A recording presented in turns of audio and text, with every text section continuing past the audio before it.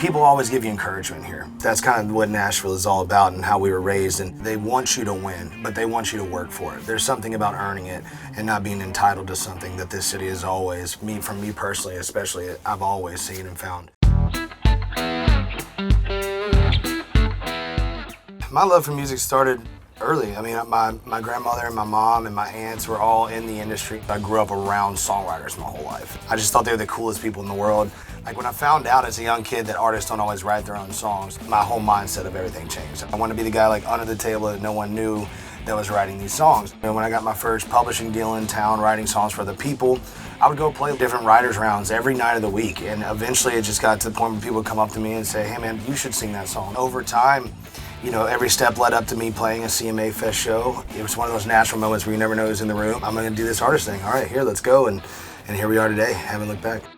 I think when you write a song, you have no idea what that life's gonna be. It could be a year and a half before the world hears it, and 3 years before it becomes a hit. You go on the road, you work, but everyone that you put around it has to go work that single or go work that, and then they call you and say, hey man, you got a hit. You start seeing it at your shows, people singing it back, a song you wrote in a little tiny room, and then it all starts to click, man, this is why we do this. This is why I fell in love with music. It's a tough town all around, and you gotta gain people's attention. That takes something that people wanna come and sit down and watch. Like I would go to Greer Stadium for fun with my dad, and I loved it, but it was never a known thing like it is now. That's what the new stadium is. It's beautiful, it's done right. It's everything that Nashville wants to be and is at this point. It brings new fans in, it brings a new culture in, because the new people didn't know what Greer was.